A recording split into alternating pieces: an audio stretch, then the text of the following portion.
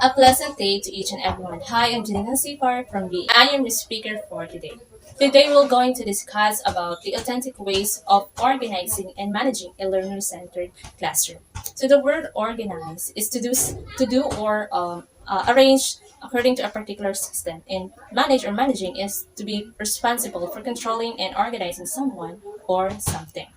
So in the past few years, they using a teaching-centered classroom, which the students are attentively and sitting quietly in their own seat while the teacher is sharing their information and wisdom knowledge to the students so that they can learn in a particular topic that they are discussing.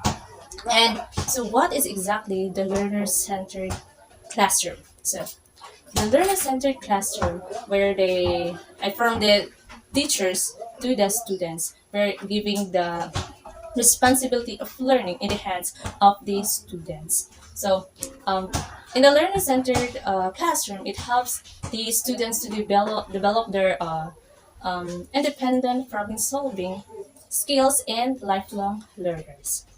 So let's go back to the main topic that we were going to discuss today about ways of how we can organize and manage a learner-centered classroom. So first is allow the students' choice, where the students are given the opportunity to have their choice of when you are giving a projects or assignments or homework assignments, giving their a choice to design their own sitting arrangements where they can comfortable of doing their task.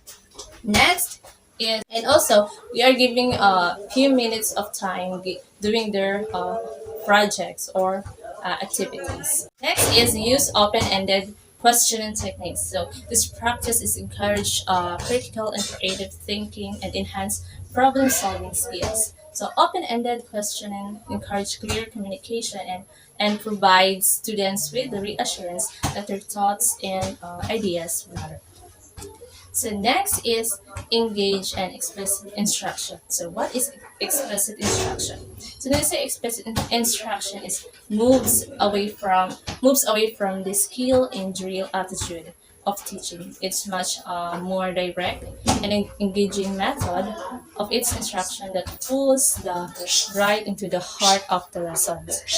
So the students are actively participate in what is going on and rather than bystanders. So when the students work each other, they are learning a great deal more than the lesson content. So they are gaining an appreciation for the diversity that exists in our schools and communities.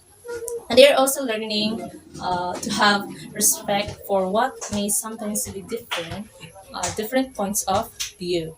And finally, they are able to bounce their ideas back and forth with each other, creating a much greater opportunity to grow these ideas into something great. Next is encourage student reflections.